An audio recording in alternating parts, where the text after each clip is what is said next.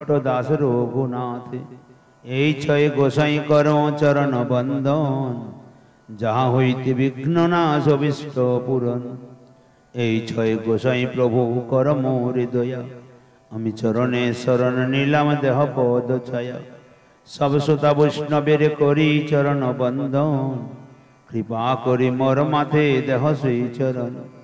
সব শ্রোতা বৈষ্ণবের পাদে মোর কোটি নমস্কার सर्वे पद धूलि देह मस्तकी हमारे। हृदय स्फुरन कराओ जिह्वाय कहाओ बानी कि कही ये भालो मंद किछुई न जानी। निताय गौर हरि बोल जय जय श्री राधे श्याम बोल भक्तवत्सल भगवान की जय।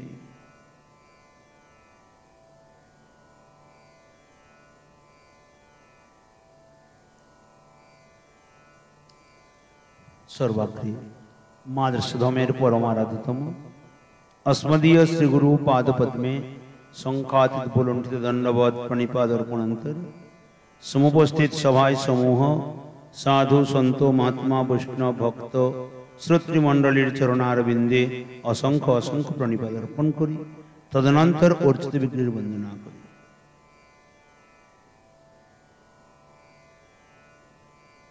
बल भक्तवत्सल भगवान की जय। जय जय श्री राधा रमण जय जय नवल किशोर जय गोपी चित्त चोर प्रभु जय जय माखन चोर। राधे मेरी स्वामिनी मैं राधे को दास जन्म जन्म मोहे दीजियो श्री वृंदावन वास। सब द्वारन को छोड़ के राधे आयो तेरो द्वार। श्री वृषभानु की लाडली निक मेरी और निहार। श्री राधा रानी की जय वृषभानु दुलाल की जय कीर्तिदा कुमारी की जय। जय जय श्री राधे निताय गौर हरि बोल। आज आमादेर किछु विलम्ब हये गेल श्री राधा माधव लालेर श्री राधा माधव कुंज कुटीर सेवाश्रमे किंचित कार्य छिलो जे कारणे विलम्ब हये गेल। जारा लाइने एसेछेन तारा थाकबेन। काल सायंकाले कहते आमरा प्रथम स्कंदेर प्रथम स्कंदे पंचम अध्याये द्वादश श्लोक पर्यन्त आस्वादन करेछिलाम। अथो महाभाग भवान नमो गद्रिक शुचिश्रवा सत्यरतो धृतव्रतः उरोक्रमस्याखिल बन्धमुक्तये समाधिना नो स्मर तद्विचेष्टितम्। सुत गोस्वामीपाद बोलছেন হি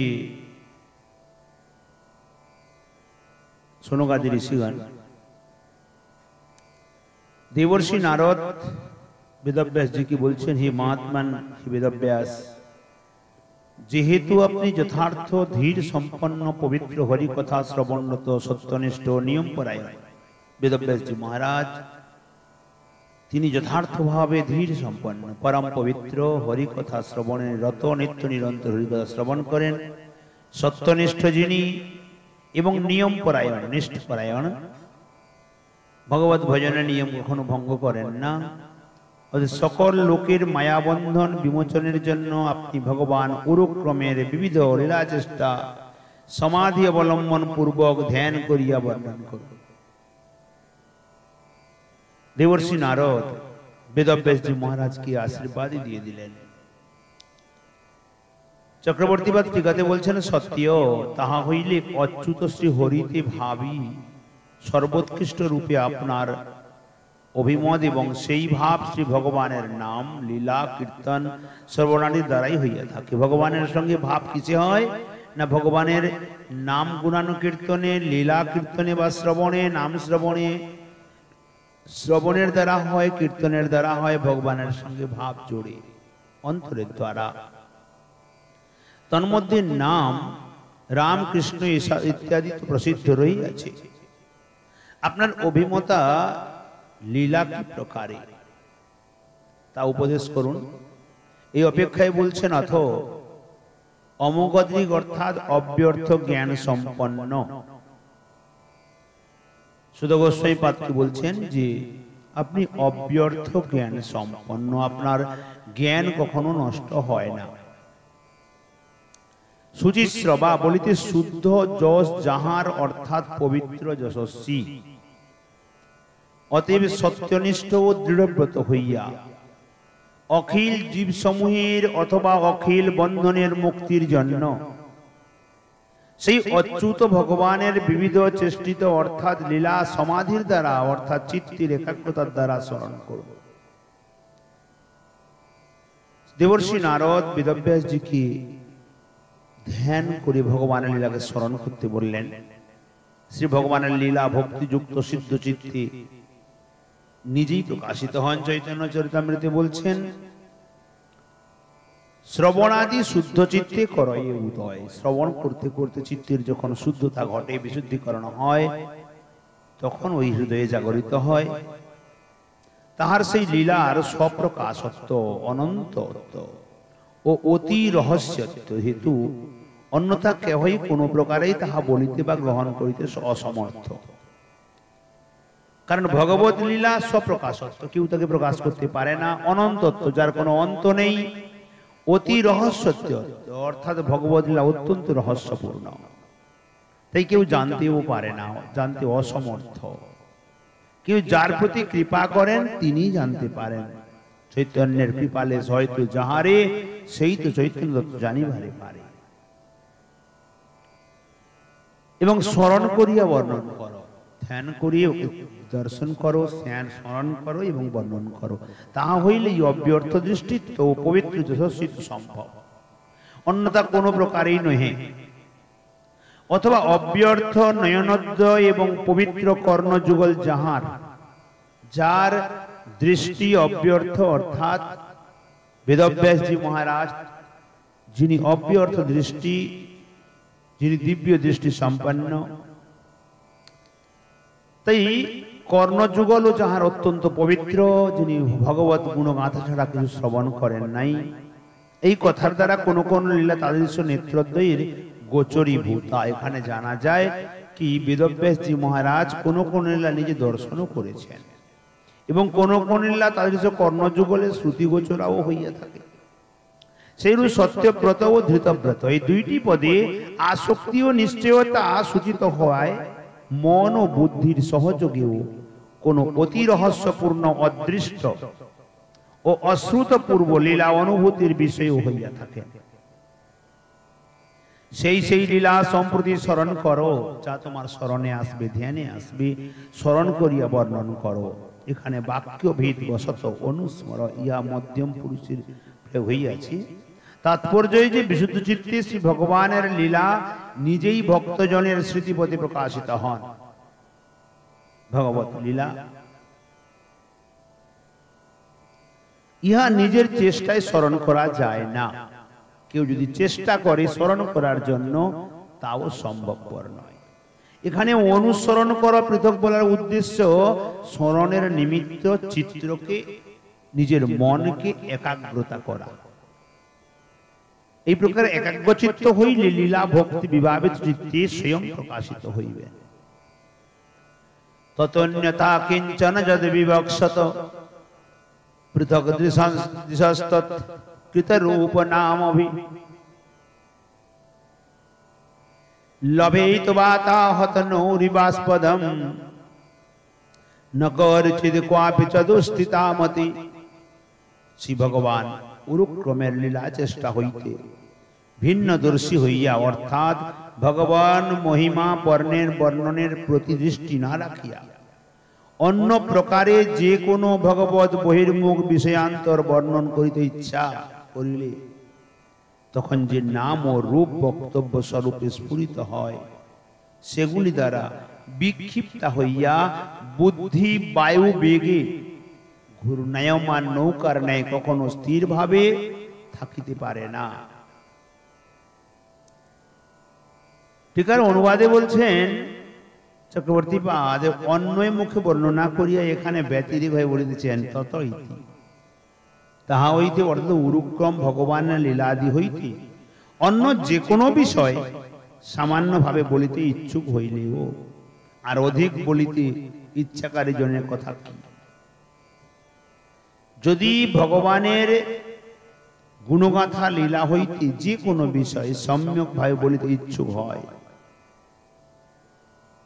সামান্যভাবে, আর কেউ মন থেকে ইচ্ছা করে তার গুণগাথা বর্ণনে ইচ্ছা করে, তো তার ভগবত কথা ব্যতিরেকে কথা বলিতেছে যে জন, তাদৃশ ভগবত কথা ব্যতিরেকে কেউ যদি অন্য কথা বলে, তার পুনরায় তাহার মুখ হইতে শ্রবণ করিয়া সেইরূপ ভগবত বহির্মুখ বিষয়ান্তর অনুষ্ঠানকারীর মতো বিক্ষিপ্ত হইয়া কোথাও স্থির হইতে পারে না।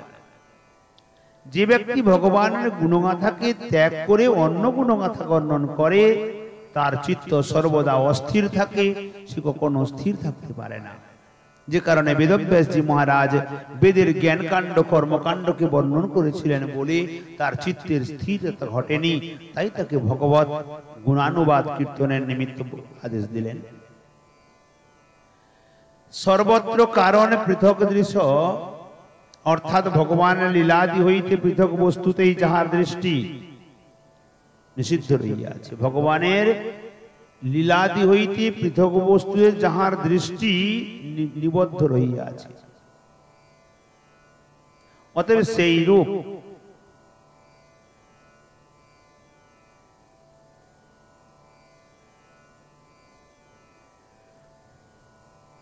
সেই রূপ অন্য কথার বিবক্ষ বস্তু বশতঃ নিরূপণীয় নাম তদ্বাচক শব্দ সমূহের দ্বারা দুস্থিতা অর্থাৎ অনবস্থিতা মতি বাতাহত নৌকার মতো কোনো কালে কোনো দেশে স্থান লাভ করিতে পারে না।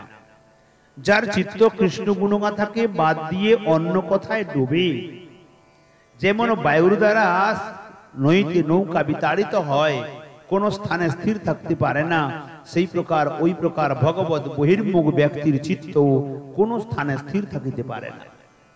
যেমন বায়ুবেগে ঘূর্ণনের দ্বারা নানা স্থানে নয়ন পূর্বক ভগ্ন প্রায় নৌকা পরিশেষে নিমজ্জিতই হয়। যেমন ঘূর্ণিঝড়ের দ্বারা নৌকা বিবিধ স্থানে ঘুরতে ঘুরতে শেষে জলডুবি হয়ে যায়, সেই রূপ তাদের সব জ্ঞান কর্ম কাব্য কৌশলের দ্বারা বিক্ষিপ্তা বুদ্ধি কোথাও স্থির হইতে পারে না। এই জন্য নরোত্তম ঠাকুর প্রেম চন্দ্রিকায় লিখলেন, জ্ঞান কাণ্ড কর্মকাণ্ড কেবলি বিষের ভাণ্ড, অমৃত বলিয়া যে বা খায়, নানা জনি সদ ফিরে কদর্য ভক্ষণ করে, তার জন্ম অধঃপাতে যায়। জ্ঞান কাণ্ড কর্মকাণ্ড কেবল বিষের ভাণ্ড, যে অমৃত বলে তাকে ভক্ষণ করে তার সমস্ত জন্ম নষ্ট হয়ে যায়। নানা জনি সদা ফিরি কদর্য ভক্ষণ করে, বিবিধ প্রকার জনিতে ভ্রমণ করে আর কদর্য ভক্ষণ করে, তার জন্মটাই অধঃপাতে চলে যায়। যুগোপসিতম ধর্মকৃত অনুশাসত স্বস্বভাব রক্তস্য মহান ব্যতিক্রম, যদ বাক্যতো ধর্ম ইতি ইতরা স্থিত নমন্নদিদস্য নিবারণম জনঃ। স্বভাবত নিন্দকাম্য কর্মায়িতির রক্ত অর্থাৎ অনুরাগী বা আসক্ত ব্যক্তির ধর্মের জন্য আপনি যে নিন্দকাম্য কর্মাদির বিধি দিয়েছেন, তাহাতে আপনার মহা অন্যায় হইয়াছে। কাকে বলছেন? বেদব্যাসজিকে বলছেন। কি বললেন? নিন্দ কর্মায়িতে অনুরক্ত আসক্ত ব্যক্তির ধর্মের জন্য যে নিন্দা কর্মের আদি বিবিধ প্রকার রাস্তা দিয়েছেন না, তাতে আপনার অন্যায় হয়ে গেছে। কেননা আপনার বাক্যে উহাই মুখ্য ধর্ম স্থির করিয়া প্রাকৃত লোক অন্য কোন তত্ত্ব কর্তৃক অনুষ্ঠান হইতে নিবৃত্তির উপদেশ প্রাপ্ত হইলেও তাহা মানে না বা নিজে নিজে বোঝে না।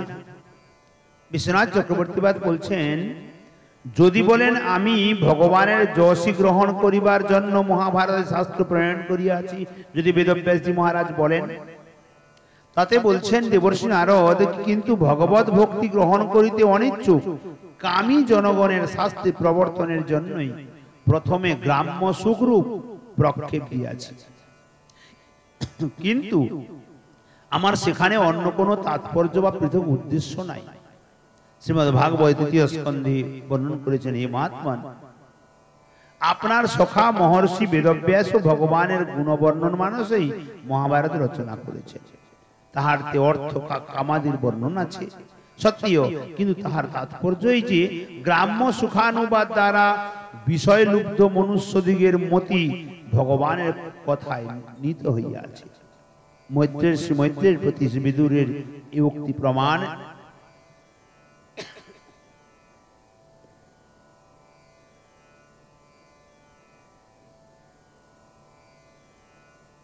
এর উত্তরে বলিতেছেন, সত্যিও উপকারের প্রবৃত্ত তোমা হইতে লোক সকলের অপকারী রহিয়াছে। তুমি যেগুলি বর্ণন করেছো হে ব্যাস, উপকারের জায়গায় অপকার অধিক হয়ে যাবে। এই জন্য উহাই যুগুপসিতম অর্থাৎ নিন্দনীয় শ্লোকে বলেছেন। ধর্মকৃত অর্থাৎ বিদুরের উক্তি অনুসারে ভগবত ধর্ম গ্রহণ করানোর জন্যই যুগুপসিত অর্থাৎ নিন্দনীয় কাম্য ধর্মাদি উপদেশকারী তোমার নিকট হইতেই আর তোমার উপদেশে বলেই স্বভাব রক্ত জন্ম হইতে প্রাকৃত গ্রাম্য বিষয় সমূহ অনুরাগী জনগণের মহান বিপ্লব উৎপন্ন হইয়াছে।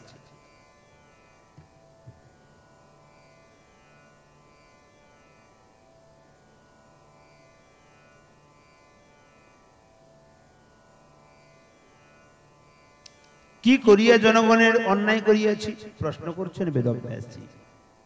তাহারা উত্তর দিচ্ছেন, যাহার বাক্যে অর্থাৎ বেদব্যাসের বাক্য প্রমাণবশত প্রাকৃত জনগণ প্রকৃত তাৎপর্য না বুঝিয়া নিন্দনীয় কাম্যাদি কর্মকেই ধর্ম বলিয়া বুঝিবে। যে সমস্ত কাম্য কর্ম জগতে অনুষ্ঠান করে তার ওই নিন্দনীয় কাম্যাদি কর্ম ধর্ম বলে সবাই মনে করবে। দেবতা ও পিতৃগণকে সম্যক রূপে অর্চনা করিয়া মাংস ভক্ষণ করিলে দোষ ভাগী হইতে হয় না ইত্যাদি বাক্যকে স্বভাবত বিষয় লোলুপ প্রাকৃত মানুষগণ বিধি বাক্য বলিয়া গ্রহণ করিয়াছে।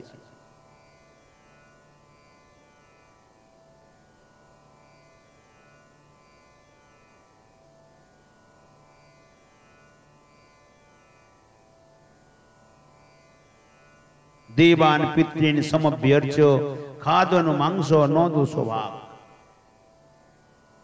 इत्यादि विधि वाक्य बोले साधारण जगत एखाने जेमन दिएछेन कि देवान पितृन समभ्यर्च खादन मांस न दोषभाग इति जे श्लोक तुलेछेन गौतमीय तन्त्रे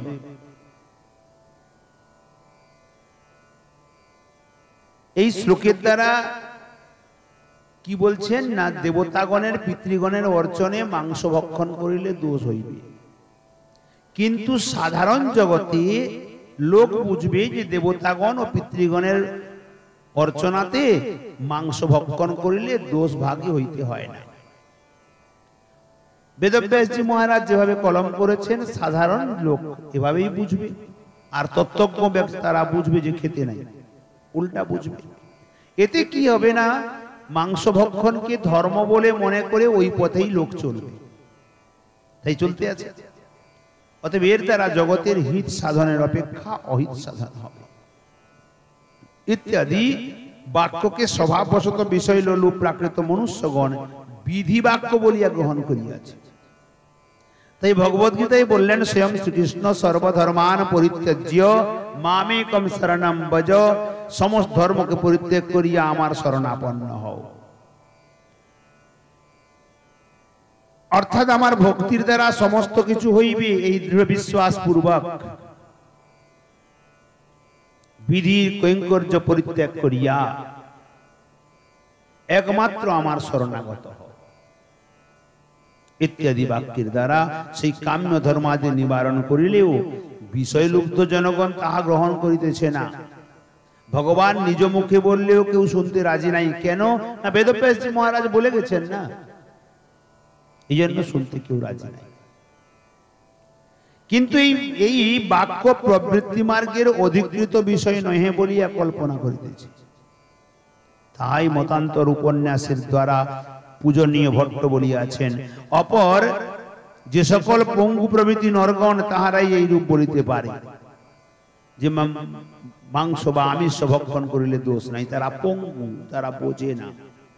যাহারা গৃহস্থ ধর্ম পালন করিতে সমর্থ নহে তাহাদের এই প্রকার বিধান। নৈষ্ঠিক ব্রত, ব্রহ্মচর্য অথবা পরিব্রাজকতা তাহাদের অবশ্য গ্রহণ করা উচিত, যাহার দ্বারা এইরূপ নিবৃত্তি ধর্ম কথা বলা যায়।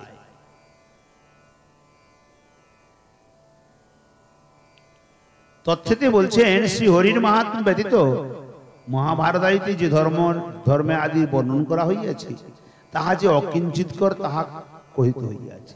সামান্য অকিঞ্চিতকর। এই শ্লোকে উহা যে অধিকন্তু বিরুদ্ধই হইয়াছে তাহাই শ্রী নারদ বলিতেছেন। অর্থাৎ হে বেদব্যাসজি, আপনি যে শাস্ত্রের মধ্যে প্রবৃত্তি মার্গে বিবিধ প্রকার ভোগ্য বস্তু গ্রহণের কথা বললেন, সাধারণ জগৎ তাকে ধর্ম বলে মনে করে গ্রহণ করবে এবং তা এই প্রকারই আচরণ করতে আছে। শ্রী হরির মহিমাকে গৌণভাবে বর্ণন করিয়া মহাভারতে যে নিন্দ কাম্য কর্মাদি প্রচুর বর্ণনা করিয়াছেন। যে সমস্ত কামনা যুক্ত ধর্ম প্রচুর পরিমাণে বর্ণন করেছেন মহাভারতে, তদ্বারা অজ্ঞ লোকের কেবল উহাতেই নিষ্ঠা উৎপন্ন হইয়াছে। আপনার শিষ্য জৈমিনী আদি তাদৃশ অজ্ঞ লোকের উপরই প্রতিপত্তি দেখা যায়। অতএব প্রবৃত্তি ধর্ম পরিত্যাগ করিয়া সকল জীবের একমাত্র কাম্য ভগবত গুণ মাহাত্ম্যই বর্ণন করুন। কাম্য ভগবত গুণ মাহাত্ম্যই গীতাতে যেমন বললেন, নবুদ্ধি বেদং ইতি শ্লোকে, অজ্ঞান কর্মীগণকে জ্ঞানের কথা বলিয়া বুদ্ধিভেদ উৎপন্ন করিতে নিষেধ করা হইয়াছে। যারা অজ্ঞানী, জ্ঞান সম্বন্ধে বোঝে না, তাদের উপদেশ দিয়ে বুদ্ধিভেদে নিষেধ করেছেন, কিন্তু ভগবত ধর্ম মহিমা বর্ণনে নিষিদ্ধ হয় নাই। ভগবানের গুণগাথা নিত্য নিরন্তর বর্ণনা করো, এতে কোনো দোষ হয় না। শ্রী অজিত তাহাই শ্লোকে ভাগবতে বর্ণন করেছেন, কেননা তাদৃশ উপদেশ সকলেরই পরম বিশ্বাস অধিষ্ঠিত হয়।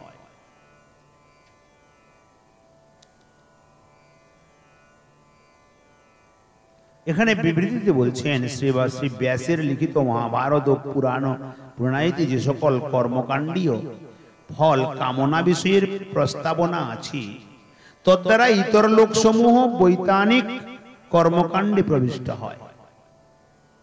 এক্ষেত্রে শ্রী ব্যাসের প্রকৃষ্ট জীবদয়ার অভাব, শ্রী ব্যাসের তাদৃশ লেখনী হইতে বদ্ধজীব কুলসীয় স্থূল সূক্ষ্ম উপাধি চালিত হইয়া হরি বিমুখতাকে প্রয়োজন জ্ঞান করিয়া বিপদগামী হইবে।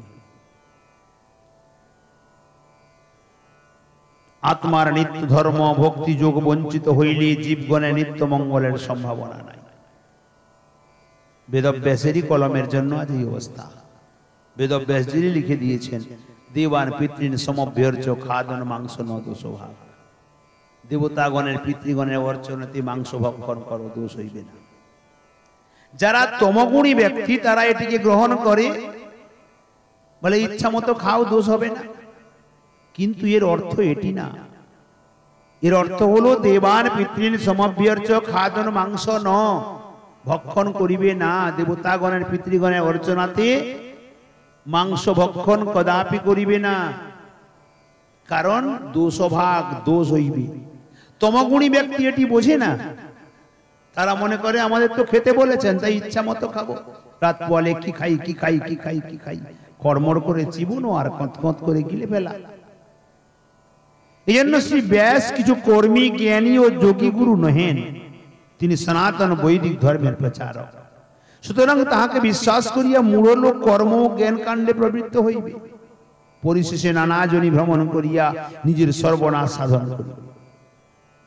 বুভুক্ষা ও মুমুক্ষা বৃত্তিদ্বয় বদ্ধ জীবের পথ ভ্রষ্ট হইবার দুটি নিদর্শন, একজন ক্ষুধার্ত ব্যক্তি আর এক মুমুক্ষ ব্যক্তি, এরা পথভ্রষ্ট হয়ে যায়। উহারা বিষ ভাণ্ড বলিয়া বর্ণিত হইয়াছে। এই বৃত্তিদ্বয়ে হস্তে নিত্য শুদ্ধ ভক্তি উন্মিলিত হয়, উহারা কখনোই ভক্তির সহায় নয়। উহাদিওকে পরিহার করিলে এই জীবের আত্মবৃত্তি ভক্তি বহিতা হন এবং তাহার ফলে কর্ম ও জ্ঞানের প্রয়োজন সিদ্ধি অনায়াস করতলগত হয়। বিচক্ষণস্যার্হিত বিচক্ষণস্যার হতি বেদিতুম বিভো রণন্ত পারস্য নিবৃত্তিতঃ সুখম প্রবর্তমানস্য গুণৈরনাত্মনঃ স্ততো ভবান দর্শয় চেষ্টিতম বিভো। অতি নিপুণ কোন ব্যক্তি সর্বক্রিয়া পরিত্যাগ করিয়া এই দেশ কাল সমাধি সর্বব্যাপী ভগবান শ্রী হরির সেবা সুখাত্মক আনন্দ বা নিত্যানন্দ রূপ জানিতে সমর্থ হন, কিন্তু অবিবেকী প্রবৃত্তি স্বভাব বিশিষ্ট ব্যক্তি উহা জানিতে পারে না। যারা সর্বক্রিয়াকে পরিত্যাগ করে দেশ কাল সমাধি সর্বব্যাপী ভগবান শ্রী হরির সেবা সুখে আনন্দেতে ডুবে যায়, তারা ভগবত তত্ত্বজ্ঞানকে জানতে সমর্থ হয়।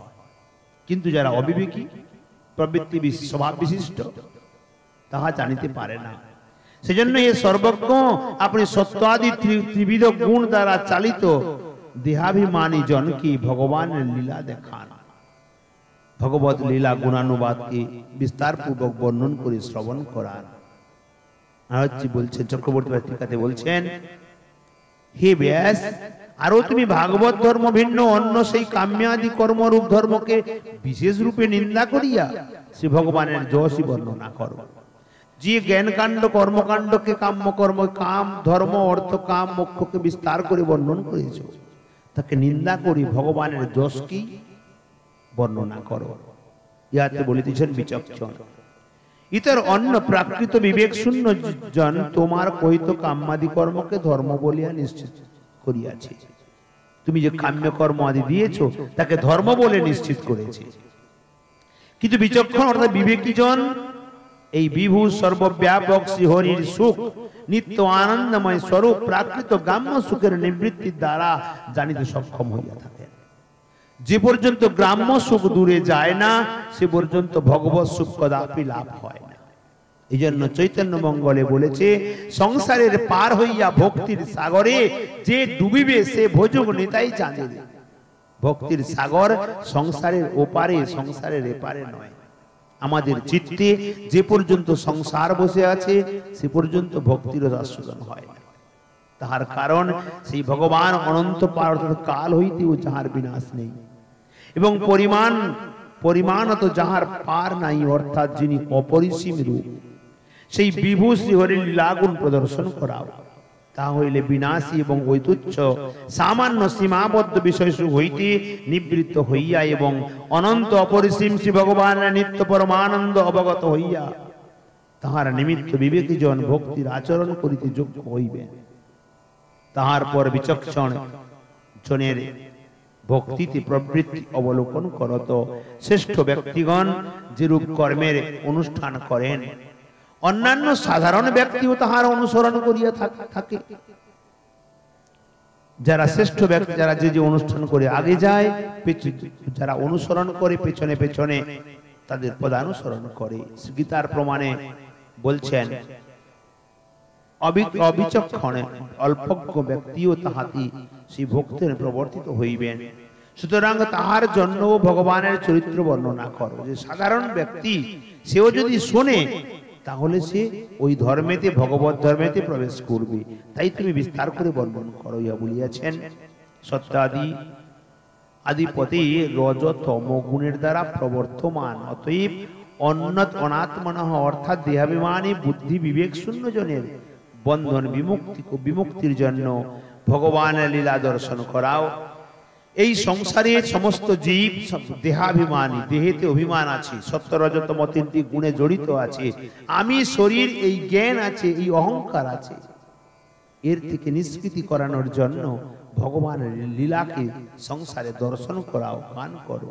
হে বিভু, অর্থাৎ এই বিষয়ে তুমি সমর্থ, যাহাতে যে সেই ব্যক্তি সর্ব বিষয় হইতে নিবৃত্তি হইয়া শুদ্ধ ভক্তির আচরণ করত তদীয় সুখ লাভ করিতে পারে, এই ভাব।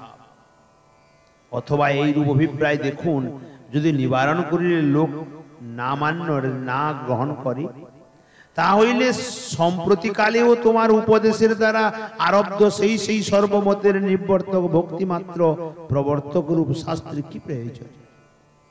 এর উত্তরে বলছেন মৈবমি, না, এইরূপ কখনো হয় না। এই জগতে সমস্ত ব্যক্তি অবিবেকী নহে, বিবেকী জনগণ রহিয়াছেন, এই জন্য বলিতেছেন বিচক্ষণ। বিভুর বলিতে কিরূপ বিভুর? না অনন্ত পার, অর্থাৎ কালত কালক্রমে যাহার অন্তভাব বিনাশ নাই। প্রকৃষ্ট রূপে এখনো যিনি বর্তমান, তাহার ইহার দ্বারা তাহার চেষ্টিত অর্থাৎ লীলা সমূহের ভূতপূর্ব মাত্রত্ব অর্থাৎ পূর্বকালেই তিনি লীলা করিয়াছিলেন, এখন তাহার চেষ্টা ক্রীড়া নাই তাহা নহে, ইহা জানিতে হইবে এখনো তিনি লীলা করতে আছে। পরিমাণগত অন্তাভাব অর্থাৎ অপরিসীমত্ব বলিতেছেন, সত্তাদি গুণ দ্বারা যাহার দেহ নহে, যিনি চিদানন্দময় বিগ্রহ ঘনীভূত চিন্ময় বস্তু কি কোনো কিছুর দ্বারাই পরিমাণ করিতে পারা যায় না।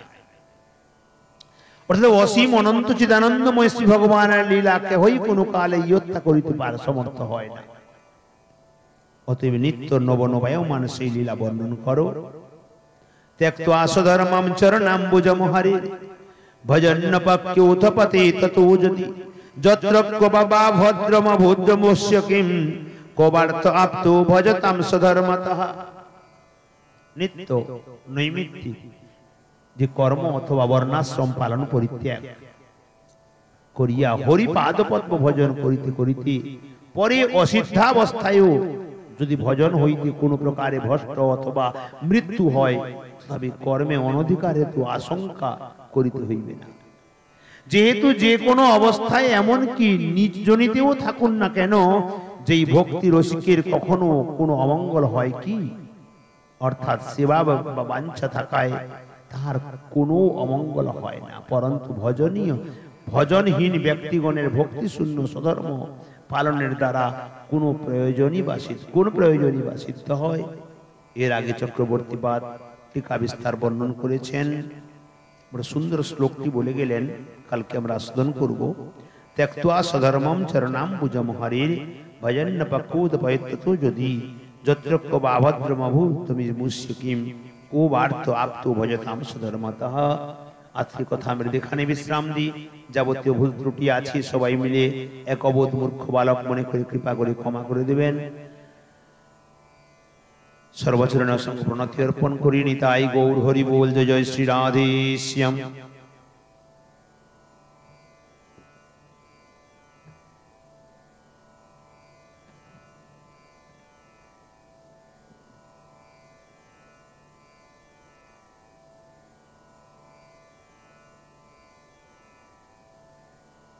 জয় জয় রাধে কৃষ্ণ গোবিন্দ। জয় জয় রাধে কৃষ্ণ গোবিন্দ। রাধে গোবিন্দ রাধে গোবিন্দ রাধে গোবিন্দ রাধে গোবিন্দ। জয় জয় রাধে কৃষ্ণ গোবিন্দ। জয় জয় শ্যাম সুন্দর মদন মোহন বৃন্দাবন চন্দ্র। জয় জয় রাধা রমণ রস বিহারী শ্রী গোকুলানন্দ। জয় জয় রাধা কান্ত রাধা বিনোদ শ্রী রাধে গোবিন্দ। জয় জয় ললিতা বিশাখা আদি যত সখী বৃন্দ। জয় জয় শ্রীরূপ মঞ্জরি আদি মঞ্জরিয়ন জয় জয় পূর্ণমাসী কুন্দ লতা জয় বীরাবৃন্দ তোমরা সবে মিলে কর দয়া আমি অতি মন্দ আমায় কৃপা করি দাও হে যুগল চরণারবিন্দ যেন ব্যাকুল প্রাণে গাইতে পারি হারাধে গোবিন্দ গাইতে পারি হারাধে গোবিন্দ গাইতে পারি হারাধে গোবিন্দ জয় জয় রাধে কৃষ্ণ গোবিন্দ শ্রী গৌরাঙ্গ নিত্যানন্দ শ্রী অদ্বৈত চন্দ্র গদাধর শ্রীবাসাদি গৌর ভগত বৃন্দ জয় শ্রী কৃষ্ণ চৈতন্য প্রভু নিত্যানন্দ হরে কৃষ্ণ হরে রাম শ্রী রাধে গোবিন্দ হরে কৃষ্ণ কৃষ্ণ কৃষ্ণ হরে হরে হরে রাম রাম রাম হরে হরে হরে কৃষ্ণ কৃষ্ণ কৃষ্ণ হরে হরে হরে রাম রাম রাম হরে হরে কৃষ্ণ কৃষ্ণ কৃষ্ণ হরে হরে হরে রাম রাম রাম হরে হরে নিতাই গৌর হরি বল হরি বল হরি বল হরি বল হরি বল হরি বল হরি বল হরি বল নিতাই গৌর হরি বল জয় শ্রী রাধे श्याम बोल भक्त वत्सल भगवान की जय समस्त श्रीमद् भागवत महापुराण की जय श्री सुखदेव गोस्वामी जी महाराज की जय वेदव्यास जी महाराज की जय परीक्षित जी महाराज की जय हरि कथामृत जुगों की जय हरिनाम संकीर्तन की जय जिंदी महारानी की जय तुलसी महारानी की जय भक्ति महारानी की जय समस्ती भक्त मंडली की जय अपन अपन श्री गुरु महाराज की जय जय जय श्री राधे श्याम निताई गौर बोल भक्त वत्सल भगवान की जय।